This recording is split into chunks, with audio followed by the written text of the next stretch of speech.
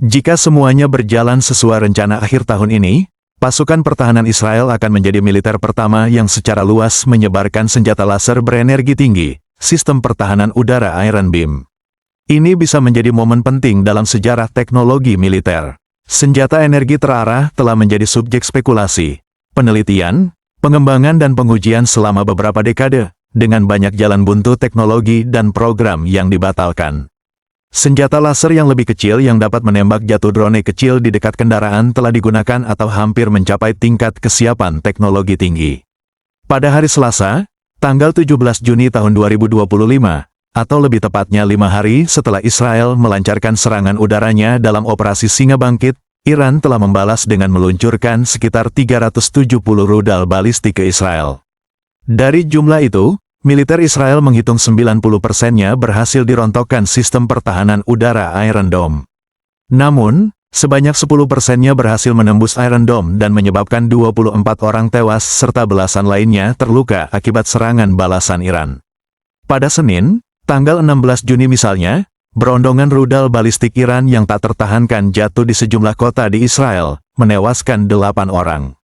Iron Dome, atau kipat barzel dalam bahasa Yahudi, bukan kali ini saja berhasil ditembus. Pada Oktober tahun 2023, Hamas mengklaim membuat Iron Dome kewalahan dengan serangan total 5.000 rudal dalam 20 menit. Hal serupa juga terjadi pada Oktober tahun 2024, ketika serbuan drone kelompok Hizbullah menyebabkan 4 tentara Israel tewas dan 7 lainnya terluka. Seperti diketahui, Iron Dome bukanlah benar-benar sebuah dom atau kubah. Pada praktiknya, Iron Dome memiliki 3 komponen utama.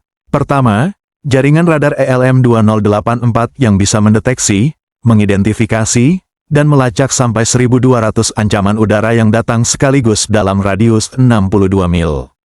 Kedua, pusat komando yang menganalisis kecepatan dan lintasan peluru atau rudal untuk menentukan apakah ia mengancam pusat populasi atau situs strategis. Ketiga, rudal pencegat Tamir yang memiliki kecepatan 2 Mach. Mulai bobolnya pertahanan andalannya itu adalah satu hal bagi Israel.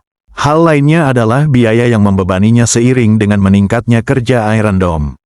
Sebagai catatan, produksi setiap rudal Tamir senilai $50.000 AS.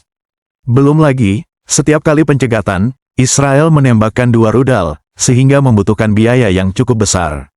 Pasukan pertahanan Israel, IDF, pun hampir mencegat proyektil setiap hari sejak konflik di kawasan Timur Tengah memanas.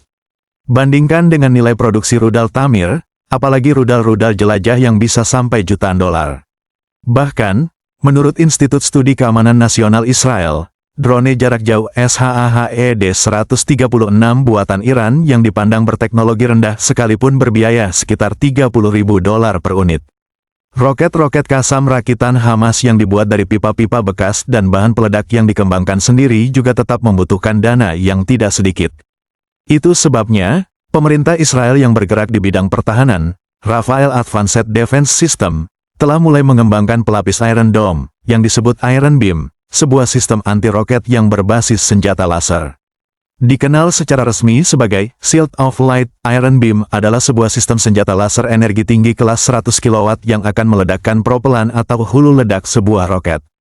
Peneliti senior di Institute for National Security Studies, INSS, di Tel Aviv, Yehoshua Kaliski, menyebutkan, dibandingkan Iron Dome, perisai laser akan lebih murah, cepat, dan efektif. Pada 2022, mantan Perdana Menteri Israel Naftali Bennett mengatakan, setiap intersepsi berbasis laser diperkirakan hanya menelan biaya $2 AS atau sekitar $31.698. Aspek penting lain adalah biaya per aksi intersepsi serangan. Sistem laser juga diklaim paling efektif melawan pesawat tak berawak, yang berulang kali gagal dicegat oleh Iron Dome Israel.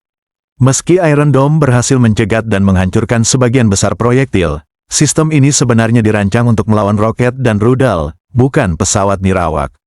Kendaraan udara nirawak berukuran kecil, ringan, dan memiliki jejak radar yang rendah, sehingga tidak selalu terdeteksi oleh sistem radar Israel. Tidak hanya itu, pesawat nirawak juga tidak selalu memiliki tujuan serangan yang pasti dan dapat berubah arah di tengah perjalanan. Oleh karena itu, laser pada sistem pertahanan Iron Beam secara efektif akan mampu memanaskan dan menghancurkan pesawat nirawak. Dari hasil uji, Iron Beam juga diklaim mengurangi risiko collateral damage. Intersepsi atas serangan yang datang kerap kali terjadi di atas kota. Dari setiap rudal supersonik Tamir dari Iron Dome memiliki berat 100 kg, sebuah kegagalan mesin atau salah tembak dapat menyebabkan kerusakan atau korban serius. Berbeda halnya dengan laser yang selalu mengarah tepat kemana ia diarahkan, dan tidak akan jatuh kembali ke bumi. Iron Beam dapat terus menembak sepanjang masih ada energi yang menjadi sumber tenaganya. Sebagian besar keuntungan dari penggunaan laser memang berpangkal dari kedalaman magasin yang mereka tawarkan. Pada Oktober tahun 2022, pejabat perusahaan itu mengatakan bahwa Iron Beam sudah akan siap dalam 2-3 tahun berikutnya. Pada Maret tahun 2024, eksekutif Rafael memberikan konfirmasinya bahwa perusahaan menargetkan sistem laser itu siap digunakan pada akhir 2025. Yang jelas, pada 2024, Israel telah menerima pinjaman dari AS senilai $1,2 miliar untuk pengadaan mesin ini. Israel tengah mengembangkan sistem pertahanan laser Iron Beam yang diharapkan akan beroperasi akhir tahun ini. Sistem pertahanan ini dirancang untuk bekerja sama dengan sistem pertahanan seperti Iron Dome. Direktur Jenderal Kementerian Pertahanan Israel, Eyal Zamir, mengatakan, sistem ini akan membawa era peperangan baru di kawasan regionalnya. Israel baru-baru ini menandatangani kontrak dengan perusahaan teknologi pertahanan sekaligus pengembang Iron Dome, Rafael Advanced Defense Systems, serta perusahaan kontraktor pertahanan Elbit Systems. Kontrak senilai lebih dari $500 juta AS atau sekitar lebih dari 7,9 triliun rupiah, kurs $15.849 per dolar AS, itu bertujuan untuk memperluas produksi perisai pertahanan. Pimpinan Perdana Menteri Israel Benjamin Netanyahu pertama kali mengungkap prototipe atau model awal Iron Beam pada 2021. Sejak itu, Israel terus berupaya untuk mengoperasikannya di tengah serangan ke Gaza, Palestina, dan Lebanon. Israel juga terlibat, saling adu, dengan Iran yang tercatat 2 kali melakukan serangan langsung ke wilayahnya pada April dan Oktober lalu. Iran berusaha menembus sistem pertahanan udara canggih Iron Dome dengan melemparkan berbagai proyektil, seperti roket, pesawat nirawak, mortir, dan rudal balistik. Ahli pun mengatakan, Iron Beam dapat menjadi lapisan pertahanan tambahan bagi Israel, baik dari segi efektivitas maupun biaya. Dengan jangkauan ratusan meter hingga beberapa kilometer, laser akan memanaskan peluru target di area rentan, termasuk mesin atau hulu ledaknya, hingga proyektil tersebut hancur. Hal ini berbeda dengan cara manual yang selama ini digunakan Israel dalam menghancurkan serangan rudal dan roket.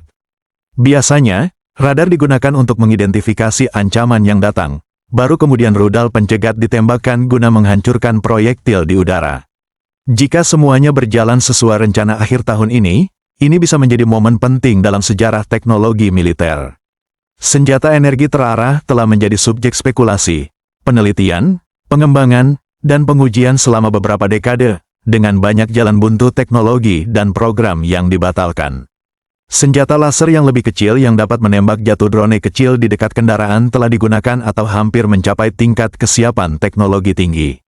Dalam jumpa pers dengan wartawan pada awal Desember di kantor pusat Rafael Advanced Defense Systems, pimpinan perusahaan Yuval Steinitz tidak berusaha menutupi rasa bangganya, menyebut Iron Beam sebagai terobosan ilmiah dan teknologi serta menekankan bahwa Israel telah mencapai apa yang tidak dapat dicapai oleh banyak pihak lain dan negara lain.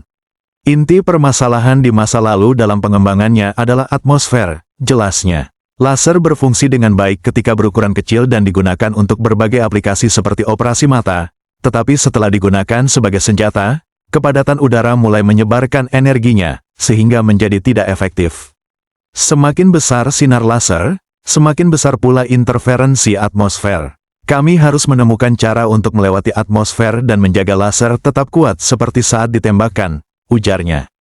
Tidak cukup hanya mengenai sasaran rudal atau drone. Sinarnya harus terkonsentrasi pada titik rentan untuk melumpuhkannya. Inilah masalah yang membingungkan. Iron Dome sudah memiliki tingkat keberhasilan 95%. Angka itu bisa lebih tinggi setelah Iron Beam terintegrasi. Ia memperkirakan bahwa sebagian besar waktu sistem akan memilih laser. Iron Beam telah diuji pada jarak puluhan kilometer dan akan terus meningkatkan jangkauannya, ujarnya. Apa yang berhasil dilakukan Israel? Sebuah prestasi yang sejauh ini gagal dicapai oleh militer dan industri negara-negara lain. Iron Beam mungkin akan menjadi anugerah bagi sahabat sekaligus sekutu terdekat Israel.